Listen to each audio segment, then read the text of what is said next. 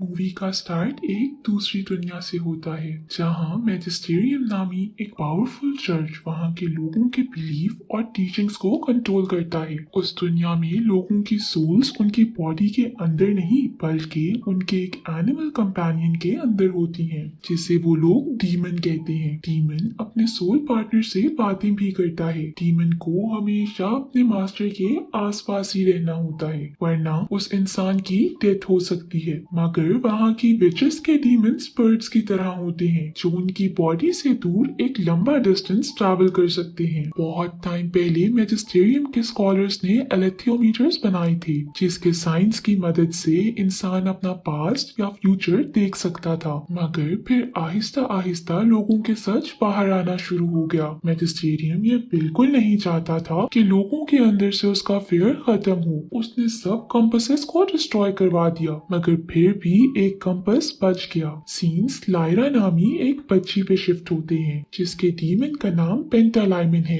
आसान अल्फाज में हम उसे पैन कह सकते हैं। लायरा एक ऑर्फन है जिसके अंकल लॉर्ड एजरियल एक स्कॉलर और एक्सप्लोरर हैं। यही वजह है कि वो लायरा को ऑक्सफोर्ड के जॉर्डन कॉलेज में छोड़कर अपने नेक्स्ट मिशन के लिए चले जाते हैं। लायरा वहाँ बाकी बच्चों के साथ बड़ी हो रही होती है। एक दिन लायरा और उसके दोस्त रॉजर को कुछ बच्चे बुली कर रहे होते हैं जिन्हें लायरा एक गेट के पास खड़ी ये कहकर डरा देती है कि ये गेट कर्स्ड है, अगर उन्होंने इसे क्रॉस किया तो वो जल जाएंगे। लायरा बच्चों के साथ ऐसे प्रैंक्स करती रहती है जैसे कि उसने एक बार उन्हें कोड का बताया था जिसे फेंक कर कोई भी जल जाएगा। बच्चे उससे प्रूफ मांगते हैं। लायरा कॉलेज में वो कोड लेने चली जाती है। लायरा एक फियरलेस एडवेंचरस लड़की होती है जो अक्सर ही डेंजरस स्टंट्स करती रहती है। लायरा जब एक रूम के अंदर जाती है वहाँ उसे किसी के आने की आवाज आती है जिस पर वो पैन के साथ कबर्ड में छुप जाती है। रूम में आने वालों में कॉलेज का डीन और मैजिस्टेरियम का एजेंट था जो लायरा के अंकल लॉर्ड एजरियल के बारे में बात कर रहे होते हैं जो किसी सस्पिशियस जगह जाना चाहते हैं। मगर मैजिस्टेरियम के एजेंट के हिसाब से उसे ऐसा नहीं करना चाहिए। कॉलेज का डीन उसे एग्री ना करते हुए लॉर्ड एजरियल की साइड देने को कहता है। इस बात पर गुस्सा होके मैजिस्टेरियम का एजेंट लॉर्ड एजरियल को सर्व की जाने वाली वाइन में पॉइजन डाल देता है। लायरा ये सब वहाँ छुपे देख रही होती है। लॉर्ड एजरियल बेसिकली उन्हीं स्कॉलर्स में से हैं जिन्होंने गोल्डन कंपास बनाने में हेल्प की थी। लॉर्ड एजरियल डस्ट को ढूंढ रहा है जो हमारे वर्ल्ड को दूसरे वर्ल्ड से कनेक्टेड रखता है। जब एलेथियोमीटर्स को डिस्ट्रॉय किया गया था तब डस्ट को भी डिस्ट्रॉय कर दिया गया था मगर एजरियल को लगता है कि वो डिस्ट्रॉय नहीं हुआ है और वो उसे ढूंढना चाहता है, इसीलिए मैजिस्टेरियम के लोग उसे मारना चाहते हैं। लायरा एजरियल को अकेला देख के उसे बता देती है कि वाइन में पॉइजन है और सबके आने से पहले वापस आके छुप जाती है। एजरियल सबको अपनी प्रेजेंटेशन दिखाता है जिसमें वो लोगों को ऐसे वर्ल्ड का बताता है जहाँ लोगों की सोल्स उनकी अपनी बॉडी के अंदर होती हैं और वो लोग किसी के भी डर के बगैर फ्रीली रह सकते हैं। मगर मैजिस्टेरियम के लोग उसका मजाक उड़ाते हैं और हेल्प करने से मना कर देते हैं क्योंकि ऐसा करने से उनका डर लोगों में से खत्म हो जाएगा। एजरियल उनकी कोई भी बात सुने बगैर कहता है कि वो नॉर्थ पोल में जाके उस वर्ल्ड को डिस्कवर करेगा। मीटिंग के बाद एजरियल लायरा पे गुस्सा होता है कि उसे उस रूम में ऐसे छुप के लोगों की बातें नहीं सुननी चाहिए थी। अब लायरा है तो उसी की नीस तो उसी की तरह फियरलेस भी है जो एजरियल से कहती है कि वो उसके साथ नॉर्थ पोल जाना चाहती है मगर एजरियल उसे मना करके डेंजर से दूर रखने के लिए वहीं छोड़ के चला जाता है। लायरा जब रॉजर के साथ खेल रही होती है तभी वो दोनों डिस्कस करते हैं कि कैसे ऑर्फन और पुअर बच्चे मिसप्लेस हो रहे हैं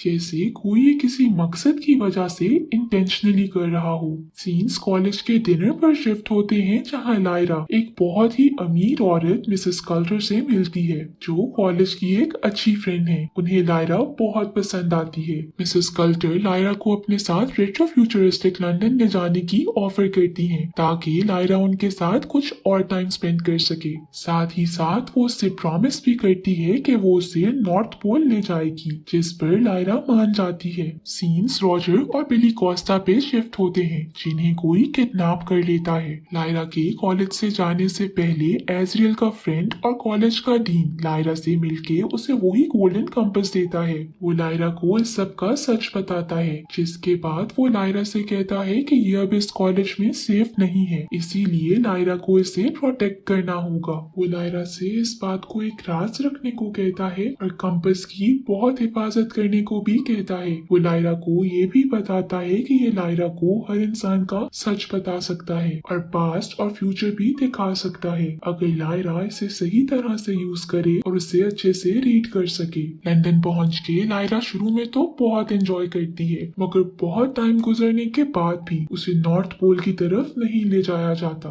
एक रात जब लायरा अपने रूम में कंपास को देख रही होती है तो वो कॉन्टिन्यूसली एक लेडी के सिंबल की तरफ पॉइंट कर रहा होता है, जैसे वो लायरा को वार्न कर रहा हो, मगर लायरा उसे समझ नहीं पाती। फिर एक दिन लायरा मिसेस कल्टर से डस्ट का जिक्र करती है, जिस पर मिसेस कल्टर क्यूरियस होकर उसे क्वेश्चनिंग शुरू कर देती है, मगर लायरा के कोई भी जवाब न देने पर वो रूड हो जाती है और उसका डीमन लायरा के डीमन को हर्ट भी करता है। लायरा गुस्सा होकर अपने रूम में चली जाती है। उसे एहसास होता है कि उसके साथ कुछ गलत होने वाला है, इसीलिए वो मिसेस कल्टर के सीक्रेट रूम में चली जाती है, जहाँ उस पे रिवील होता है कि जो बच्चों की किडनैपिंग हो रही थी वो एक कॉबलर्स नामी ग्रुप करवा रहा है और मिसेस कल्टर उसी का एक पार्ट है।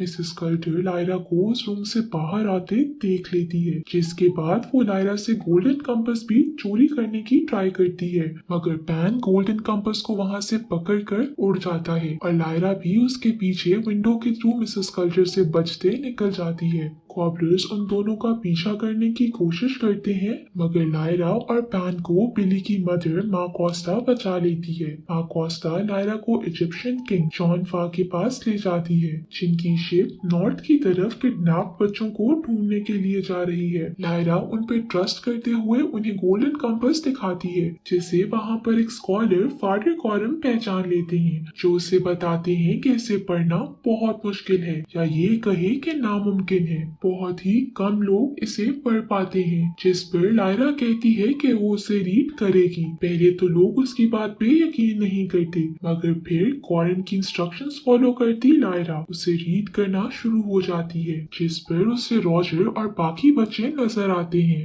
यहाँ मिसेस कल्टर एक स्पाई फ्लाई लायरा को ढूंढने भेज देती है, जो लायरा के पास पहुँच के उस पे और उसके डीमन पर अटैक कर देते हैं। लायरा उनसे बच ही रही होती है कि कॉरम भी वहाँ आ जाते हैं। वो दोनों एक फ्लाई को पकड़ लेते हैं, मगर दूसरी उनसे बच के निकल जाती है। कॉरम उसे बताता है कि इसे मिसेस कल्टर ने भेजा है और ये कोई आम फ्लाइज नहीं है, इनके वेनम से इंसान की मौत भी हो सकती है। रात को लायरा के पास विच क्वीन सेरेफिना आती है। लायरा गोल्डन कंपास को रीड करके विच को बताती है कि कॉरम उसका पुराना साथी था, जिस पर विच को यकीन हो जाता है कि वो सच में इसे रीड कर सकती है। जिसके बाद लायरा को विच की मदद से पता चलता है कि बच्चों को बोलवांगर नामी एक एक्सपेरिमेंट स्टेशन ले जाया गया है, जहाँ वो उन पे एक्सपेरिमेंट करके चेक करना चाहते हैं कि उनसे उनके डीमंस को अलग किया जा सकता है कि नहीं। शिप से उतर के लायरा लीज कॉस्बे नामी टेक्सन एरोनॉट से दोस्ती करती है, जो उसे लॉरिक नामी आर्मर्ड बेयर के पास ले जाता है। लायरा को आइस बेयर्स बहुत पसंद होते हैं, मगर उस बेयर को ऐसे लोगों का सर्वेंट बना देख वो बहुत डिसअपॉइंट होती है, जिस पर बेयर उसे बताता है कि इन लोगों ने उसे ट्रिक करके उसे उसका आर्मर ले लिया था, जिसके बाद रागनर नामी बेयर ने उसे हरा के उसका किंगडम और थ्रोन भी ले लिया और बेयर अपने आर्मर के बगैर कुछ भी नहीं है। ये सुनकर लायरा को बहुत बुरा लगता है और वो गोल्डन कंपास का यूज करके पता चला लेती है कि बेयर का आर्मर कहाँ पे है। लायरा के बताने पर बेयर फौरन अपना आर्मर रेस्क्यू करता है, जिसके बाद वो लायरा का शुक्रिया अदा करता है, मगर बेयर को वहाँ के लोग वापस अपना सर्वेंट बनाने के लिए पकड़ने आते हैं, जिस पर शिप के सब लोग आकर लायरा को और इस बेयर को रेस्क्यू किए अपने साथ ले जाते हैं। बेयर लायरा से वादा करता है कि वो मरते दम तक अब लायरा को सर्व करेगा। अब शिप पे ली और लॉरिक भी उनके साथ आगे सफर पर निकल जाते हैं। दूसरी तरफ हम पे रिवील होता है कि बोलवांगर बनाने वाले और कॉबलर्स को सपोर्ट करने वाले और कोई नहीं बल्कि मैजिस्टेरियम है। क्लास डे के दौरान लायरा कंपास की मदद से बच्चों का पता लगाती है जो बर्फ के बीच एक जगह पे पॉइंट करता है। लायरा लॉरिक के साथ वहाँ के लिए निकल जाती है। लॉरिक रात ठंडी हवाओं में लायरा को लिए खाली बिल्डिंग में पहुँचता है जहाँ लायरा को बिली मिलता है जो कि अपने डीमन से दूर होने की वजह से बहुत बुरे हाल में होता है। लायरा उसे अपने साथ लिए वापस आ जाती है। लायरा बिली को उसकी मदर माँ कोस्टा से मिलवा देती है मगर तभी उन पे सेमोइड्स अटैक कर देते हैं जो उसी फाइट के दौरान लायरा को किडनैप करके बेयर किंग रागनर के पास ले जाते हैं। लायरा वहाँ रागनर को ट्रिक करती है जैसा कि वो जानती है कि बेयर्स के डीमंस नहीं होते हैं। वो जान के रागनर को कहती है कि वो लॉरिक की डीमन है। ये सुनकर रागनर गुस्से में आ जाता है कि आज तक किसी भी बेयर का डीमन नहीं बना तो लॉरिक का कैसे बन गया। लायरा रागनर से कहती है कि उसे रागनर का डीमन बनना है जिसके लिए वो रागनर को मैनिपुलेट करके लॉरिक से फाइट पर मजबूर कर देती है। उतनी देर में लॉरिक भी लायरा को ढूंढते वहाँ पहुँच जाता है।